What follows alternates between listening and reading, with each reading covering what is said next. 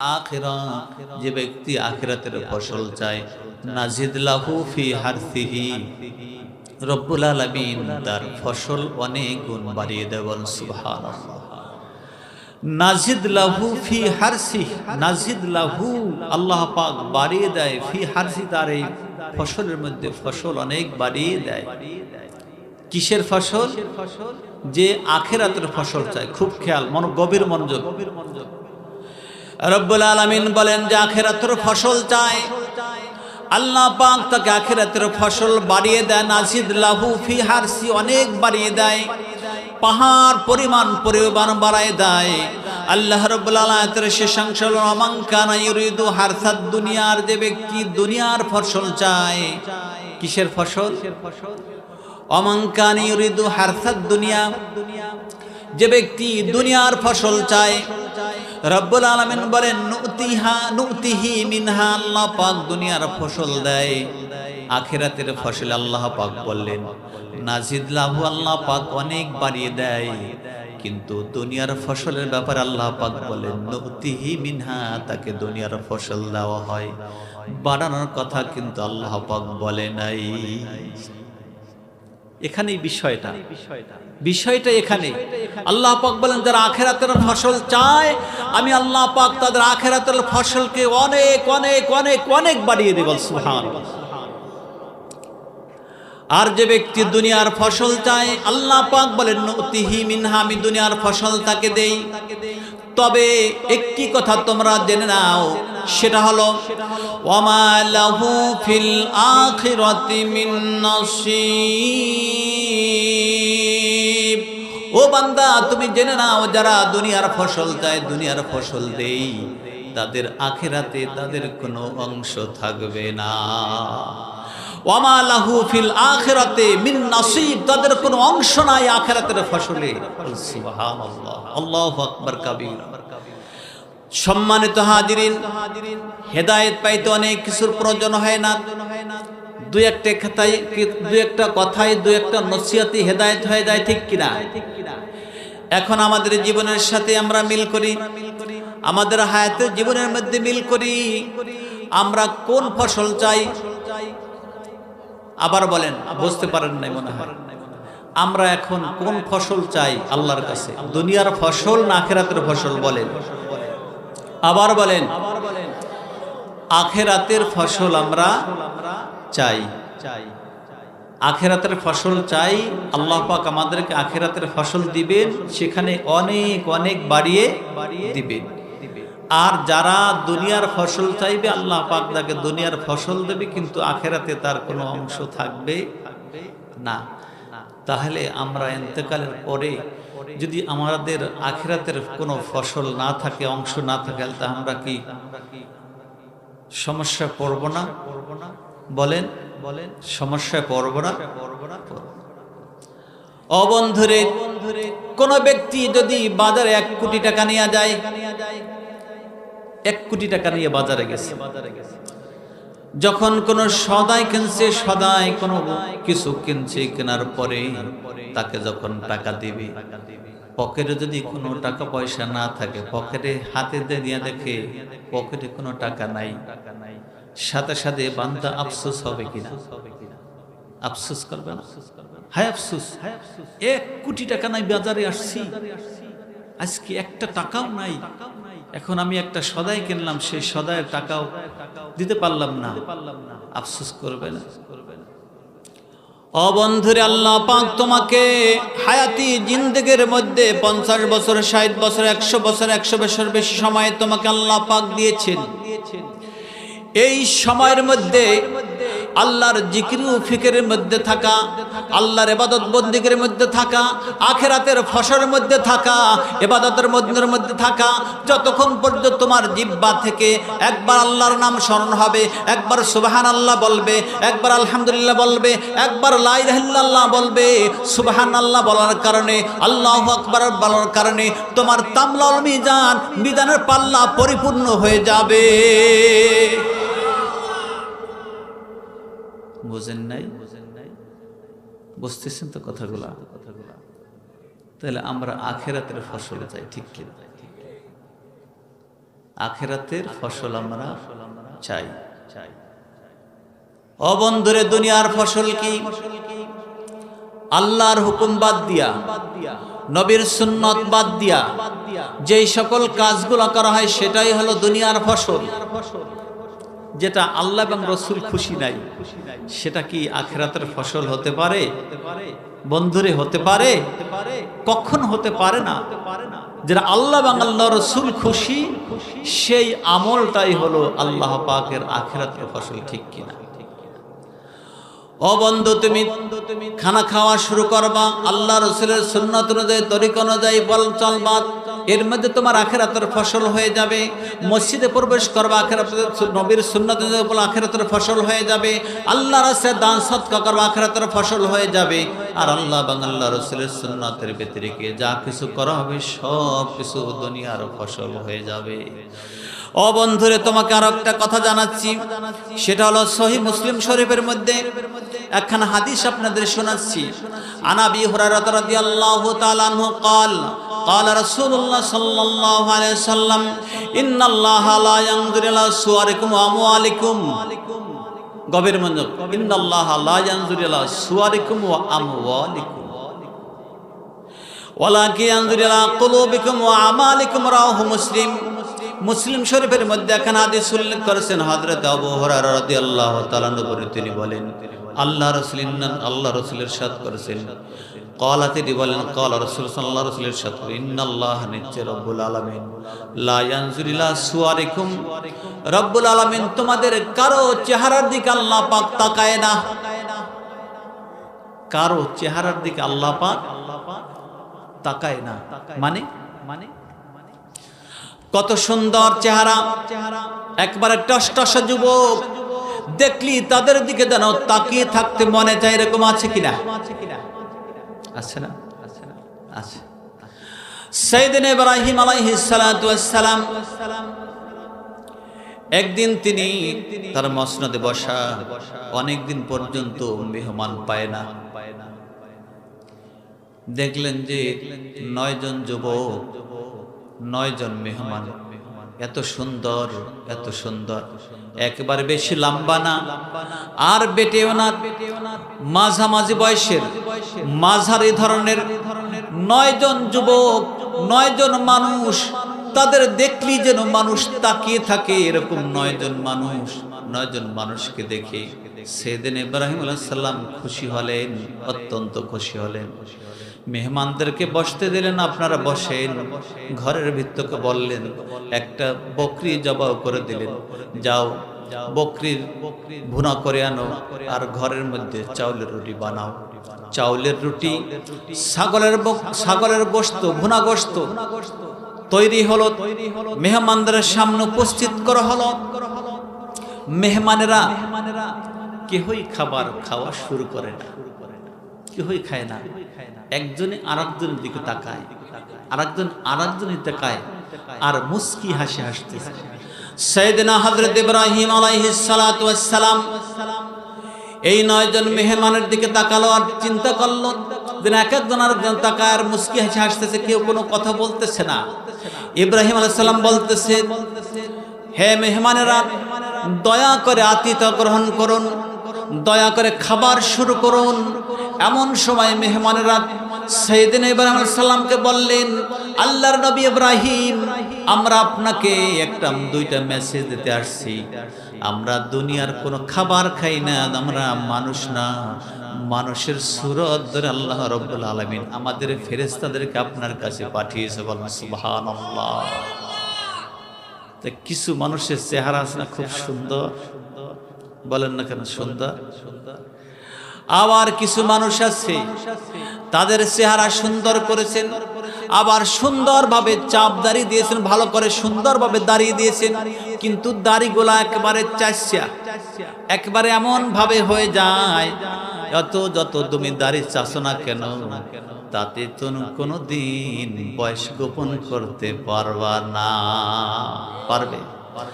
আবার কিছু মানুষের দাড়ি পাকনা হয়ে গেছে, সাদা হয়ে গেছে, সেখানে কালো রং দিয়া, হাদিস শরীফে আছে কালো রং ছাড়া যে কোনো রং ব্যবহার করা, মেহেদি বা অন্য ব্যবহার করা, কালো ব্যবহার করা যাবে না। এই কালো রং দিয়া তার বয়সকে গোপন করতেছি, কিন্তু আজরাইল কোনোদিন কাউকে ছাড়বে না, ছাড়বে।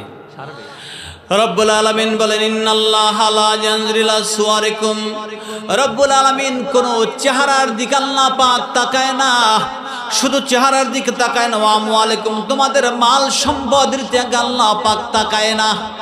দুইটা জিনিস, একটা হলো চেহারা একেবারে সুন্দর দেখতে, একেবারে ধলা ফকফকা, এদিকে আল্লাহ পাক তাকায় না। আর কত তালা বাড়ি আছে, গাড়ি আছে, টাকা পয়সা সম্পদ, জমি জমাট, স্বর্ণ রূপা যা কিছু আছে, আল্লাহ পাক বলেন এই সম্পদের দিকে আল্লাহ পাক তাকায় না।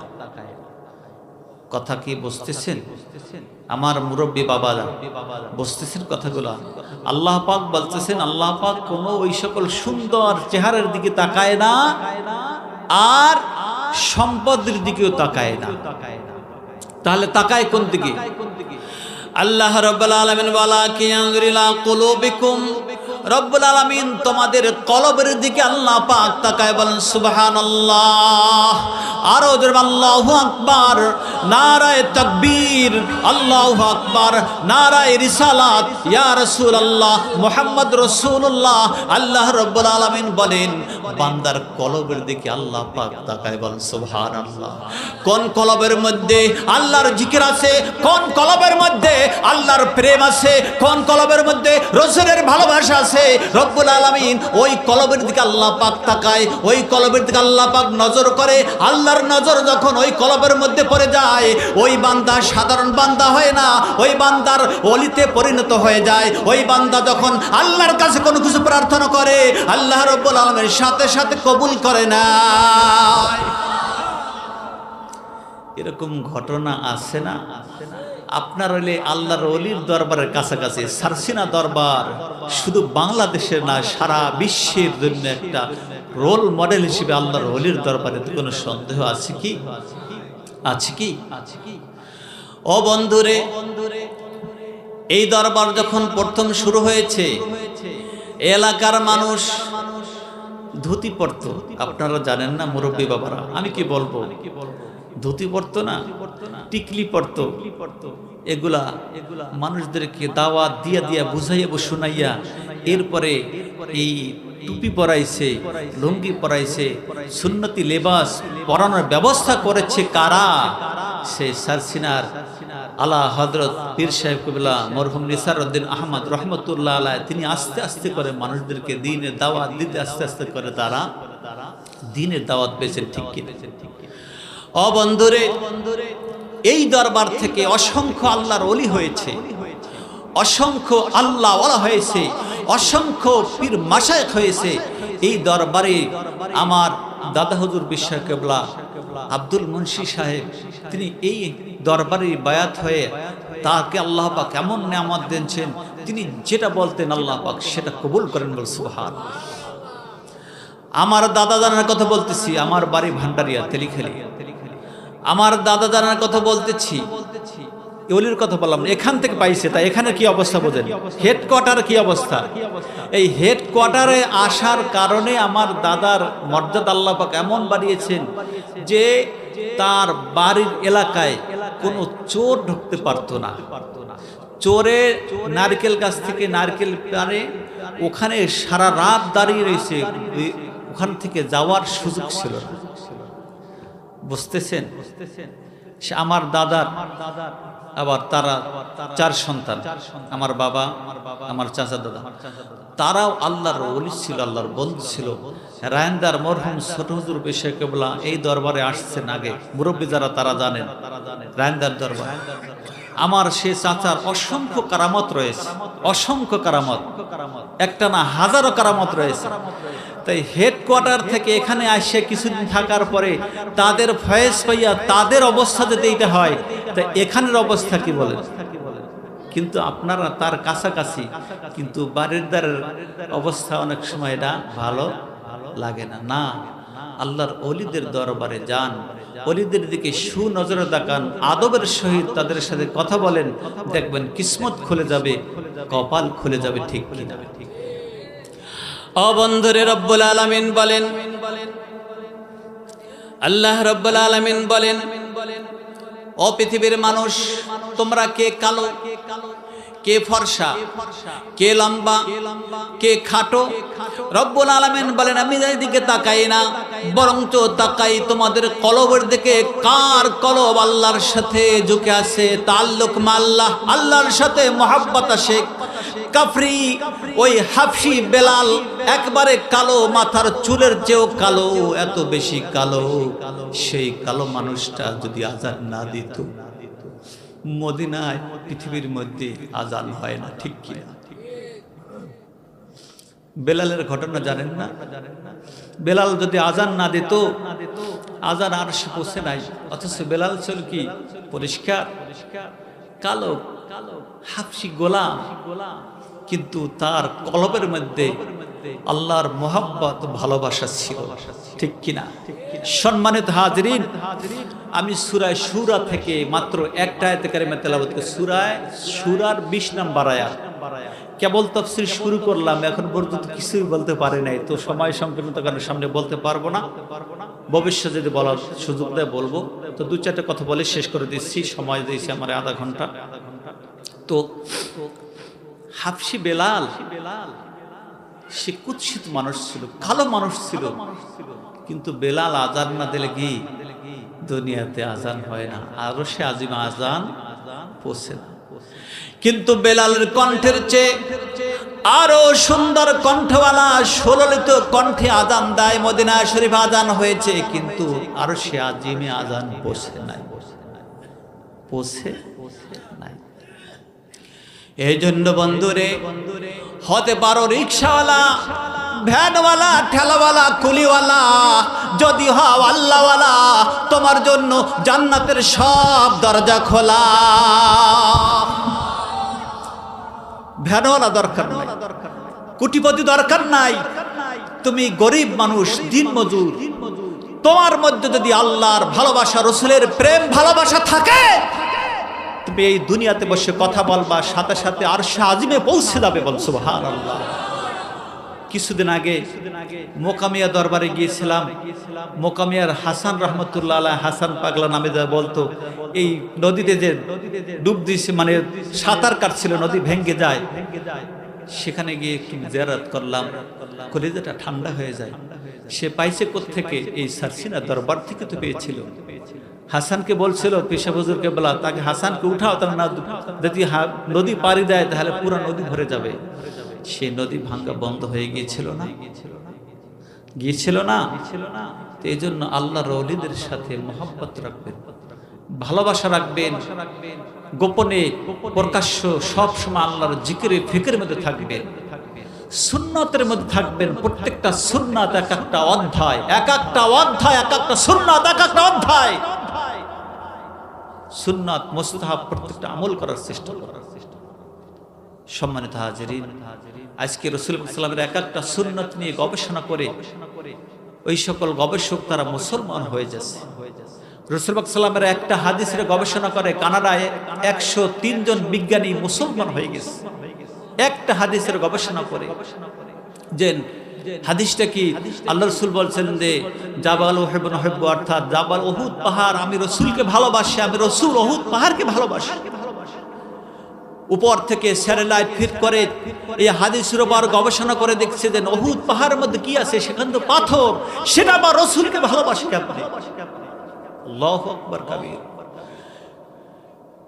300 কাটার 103 জন বিজ্ঞানী উপর থেকে স্যাটেলাইট ফিট করে উহুদ পাহাড়ের উপর যখন ধরা হলো, পুরা আরবি অক্ষরে মুহাম্মদ রাসূলুল্লাহ সাল্লাল্লাহু আলাইহি সাল্লাম নাম উঠে গেছে। তারা বুঝে গেছে একটি পাহাড়ের উপর মুহাম্মদ রাসূলুল্লাহ নামটা উঠে গেছে। আল্লাহ রাসূল এজন্যই তো উহুদ পাহাড়কে বলছেন, উহুদ পাহাড়কে আমি ভালোবাসি, আর উহুদ পাহাড় নবীকে ভালোবাসি। সুবহানাল্লাহ।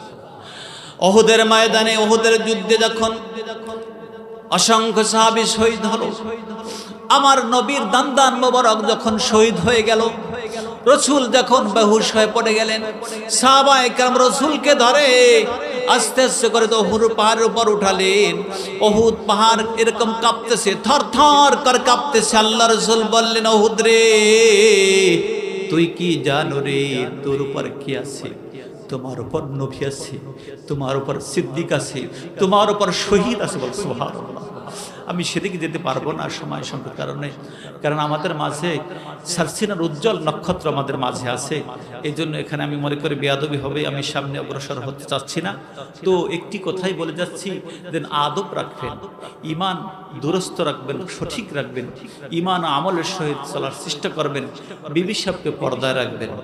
আমার সম্মানিত মা ও বোনেরা, আপনি পর্দায় থাকবেন, স্বামীর খেদমত করবেন, স্বামীকে খুশি রেখে যদি ইন্তেকাল করতে পারেন, আপনাকে আল্লাহ পাক জান্নাত দিয়ে দেবে।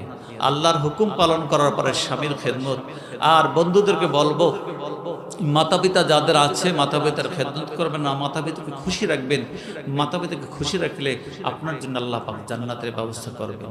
নামাজ বাদ দিয়ে না, আল্লাহর হুকুমের পরে অর্থাৎ মাতা পিতার খেদমত করবেন। আল্লাহ পাক আমাদের সকলকে নেক আমল করার তৌফিক দান করুন, ভালো কাজ করার তৌফিক দান করুন। আসসালামু আলাইকুম ওয়া রাহমাতুল্লাহি ওয়া বারাকাতুহু। আমার বন্ধুবর জনাব হযরত মাওলানা আবু জাফর মোহাম্মদ সালেহ, তিনি এই মাদ্রাসার কথা বলছেন এবং মসজিদের কথা বলছেন, যে মসজিদের দিকে আপনারা খেয়াল রাখবেন আর মাদ্রাসার দিকে খেয়াল রাখবেন। আল্লাহর রাসূলের ঘর মাদ্রাসায়, মাদ্রাসায় হেফজোখানায় ছাত্র ভর্তি হচ্ছে, নুরানিতে ভর্তি হচ্ছে। আপনারা আপনাদের সন্তানদেরকে মাদ্রাসা দেবেন। আজকে আমার মনটা খুব ভরে গিয়েছে। মাদ্রাসায় একটা ছাত্র তেলাওয়াত করছে, তেলাওয়াত শুনে খুব সুন্দর তেলাওয়াত, একেবারে শুদ্ধ ভাষায় শুদ্ধ করে সুন্দর করে সুললিত কণ্ঠে তেলাওয়াত করছে। আপনাদের সন্তানও দিবেন। এখানে ওস্তাদ এবং ছাত্র যারা আছে তাদের সকল উপর আল্লাহ পাক খাস রহমত নাজিল করুন, এলাকাবাসীর উপর খাস রহমত নাজিল করুন। আপনাদের জন্য আমি দোয়া করি, আমার জন্য আপনারা দোয়া করবেন। আসসালামু আলাইকুম ওয়া রাহমাতুল্লাহি ওয়া বারাকাতুহু।